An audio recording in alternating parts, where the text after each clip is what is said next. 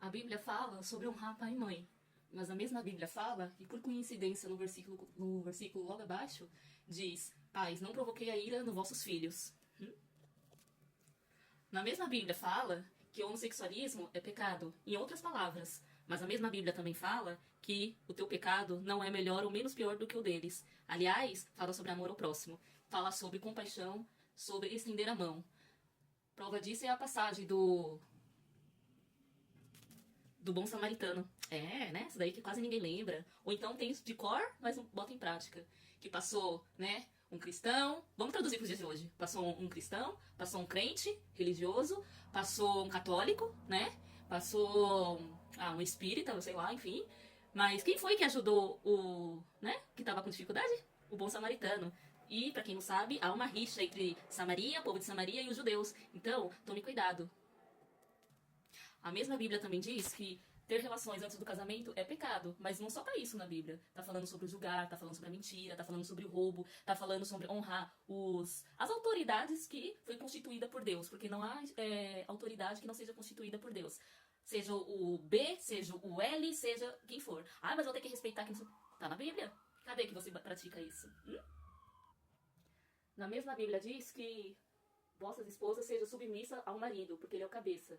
Porém, ser submissa não significa ser capaz de abaixar a cabeça para agressões físicas e verbais. E na mesma Bíblia, nessa mesma parábola, por assim dizer, né, capítulo, também está escrito que o homem, que é o cabeça da casa, deve amar a mulher como Cristo amou a igreja, dando sua vida por ela. É o único versículo na Bíblia, depois do amar ao próximo, que fala sobre amor, né, para amar a esposa como Cristo amou a igreja. Então, Red Pills, machistas, enfim, e até mesmo as mulheres machistas, vamos usar a Bíblia corretamente, sem usar para seu bel prazer. Ah, porque na Bíblia está escrito, mas também está escrito que, então, né?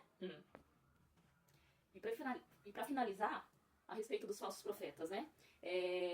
Na Bíblia está falando que, de uma certa forma, para honrar os profetas da igreja, mas os bons profetas, não aqueles que usam de versículo isolado, de passagem que nem está na Bíblia, muitas das vezes. Aliás, de coisas que nem estão na Bíblia, para poder enganar o povo. Na Bíblia também fala sobre os falsos profetas. Então, tome cuidado com eis que te digo, eis que Deus me avisou, tive uma revelação, um sonho. Tome cuidado, porque isso também é sinal de um falso profeta. Então, vamos parar de hipocrisia. Porque na Bíblia está escrito, seja para sogra, seja para mães, que, né, querer exercer uma certa autoridade sobre o filho, mas provoca o filho, seja para pessoas que, mas sexo antes do casamento é pecado, mas também tem escrito que mentir é pecado, que julgar é pecado, que etc e tal é pecado. O fato de você passar pelo próximo, um morador de rua, você não ajudar, enfim, também já é um pecado. Então, antes de tirar o argueiro do olho do outro, tire do teu, tá? Traduzindo, olha primeiro pro teu, para depois olhar pro do outro. Dica de hoje.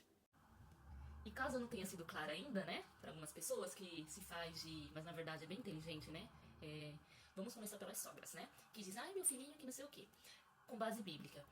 Mesmo que você não acredite na Bíblia, não tenha sua, né, religião, Deus, Jesus não é religião, começa desse princípio.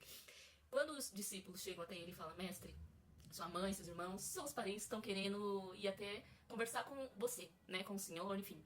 Ele pega e dá uma tramontina. Quem é minha mãe, meus irmãos? Quem é minha família? Minha família é aquela que faz a vontade do Pai. Ou seja, desde sempre, Jesus, o Senhor Jesus, né? Autoridade, né? Senhor Jesus.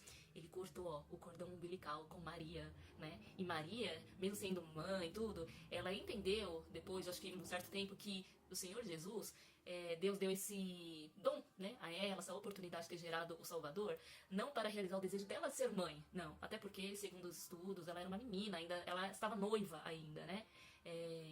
Então, filho não é para você, filho é para o mundo. Jesus foi para o mundo, né? Para salvar o mundo. Imagine se ele tivesse ficado preso à família. Você hoje não estaria aqui, eu não estaria aqui, nós não estaríamos aqui, porque ele cumpriu o seu propósito. Imagine se ele ficasse agarrado na asa da mamãe, né? Então, e outra, lá no comecinho, lá em Gênesis fala, deixará pai e mãe e se unirá à sua mulher. E o único versículo que fala para amar, recapitulando de novo, para amar, não sei amar o próximo como a ti mesmo, né? É a esposa. Sim, a esposa. Aquela que... mas eu amo meu filho porque ele é meu filho. E existe a esposa. Para Deus, Deus não fez o casamento para poder acabar, para poder se divorciar. Deus odeia o divórcio. E muitos divórcios acontecem por sua causa. Sogra, sogro, cunhados, né? Cunhadas, enfim. Acontece por causa de vocês. Vocês, sogras, mães de homens, estão destruindo mais relacionamentos do que muitas amantes. É a frase clichê que eu uso, sabe? minha frase padrão. Então, e outra, a esposa escolheu, você ama porque ele é seu filho, né? Ele pode ter o defeito dele, ele pode ser do crime, ele pode ser, enfim, ele pode até bater na mulher dele e você vai continuar amando e defendendo ele, né? Quantas mães não vão à porta de cadeia, vão visitar filhos, que mesmo sendo errados. Agora a mulher não, ela escolheu amar ele com todos os defeitos, né? Escolheu seguir essa jornada com ele. Mesmo a gente sendo uma pessoa assim, sem muitos recursos, uma pessoa cheia de defeitos. Então, esse é o amor, na minha opinião, na minha humilde opinião. Depois o amor de mãe, não sei, eu até melhor do que o de mãe, é o de esposa. Da esposa mesmo, que eu tô falando da parceira. E não dessas qualquer aí, enfim, né? Que não cuida do lar, que não cuida do esposo, do marido, dos filhos, enfim. Então, ela escolheu por quem ele é. Você já escolheu porque, né? Já tava aqui, é da natureza. A gente quando engravida, a gente não, né? Nunca, não tem filho.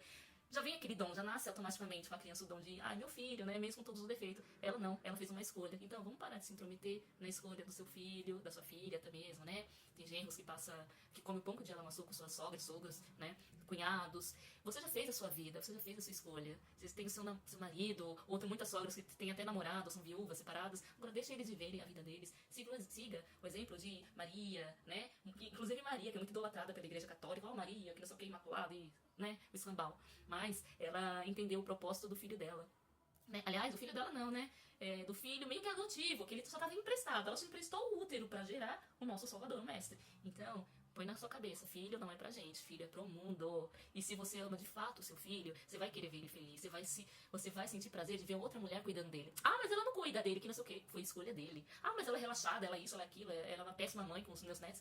É a escolha deles. Quem tem que se intrometer, quem tem que falar alguma coisa é o marido. É o marido. Mas se tá bom pra ele, como diria o Celso Russomano, estando bem pra ambas as partes, é o que importa, né? Então, fica na tua, sogra. Agora, para os irmãos, né, da língua grande, né, vamos falar com mais calma agora.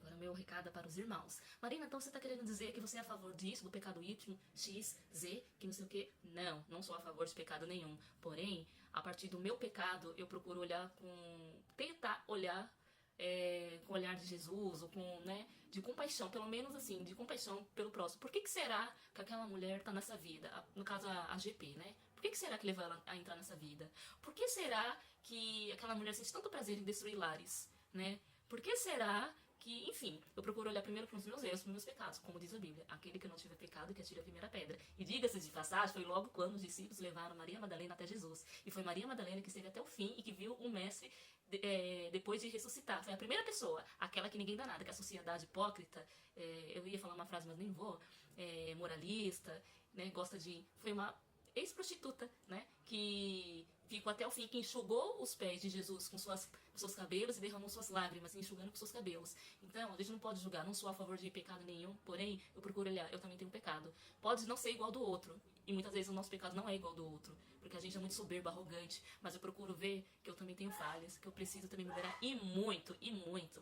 Além do mais, tem um versículo na Bíblia, que é só sobre a língua, que é o livro de Tiago, não me recordo exatamente o capítulo, né? Se eu não me engano, acho que é o 2, 3, acho que é o 3, capítulo 3, que fala só sobre a língua, a maldita língua, que é um menor órgão do corpo, mas que incendeia uma floresta, que bota, sabe, fogo no parquinho, como diria, né, nos dias de hoje, que demite colegas, faz o colega ser demitido, a calúnia, a difamação, que muitos, sabe, dentro da igreja, hipócritas, também tem esse problema da língua, né? Calúnia, difamação, fofoca, que tem muito dentro da igreja, a maldita fofoca, sabe? Também entra nesse livro do Tiago, né? A língua. Então tome cuidado antes de julgar o outro, não sei o quê. E não tô falando que a gente tem que abraçar o pecado, mas a gente tem que acolher o pecador. Sabe por quê? Porque o que vai levar ele para mais próximo de Jesus não é a sua palavra, Jesus te ama, tá aqui o panfleto, mas as suas ações diante disso. É como você vai tratar ele. A diferença, a maneira do mundo enxergar, sabe, os crentes, mudar essa maneira de enxergar os crentes, como diria nessa linguagem popular, depende de mim, depende de você, sabe? Porque não adianta, não é com palavras, Jesus te ama, e você tá num erro, num pecado, não sei o quê. Tem que advertir, mas advertir com amor, com sabedoria, sempre lembrando que você também é um pecador. E é isso que eu não estou vendo mais, que aliás eu nunca vi nas igrejas, quando o padre, pastor tá pregando, deveria primeiro pregar para eles, se incluírem também, porque eles também são almas, eles também são pecadores, eles também são servos de Deus, né? Então, vamos começar primeiro quando formos pregar primeiro para nós, porque a gente também é falha, pecador. Então, pense nisso. É com amor que eu deixo esse recado, não é com revolta, não. Tá certo que às vezes eu fico revoltada, mas é com um olhar, porque eu não passar o meu olhar, é a minha visão para vocês. Apenas uma jovem, né, que tá cansada de hipocrisia, tá cansada de, sabe, dessa desunião, né, pelo mundo, ainda mais do povo de Deus, o que se diz ser povo de Deus.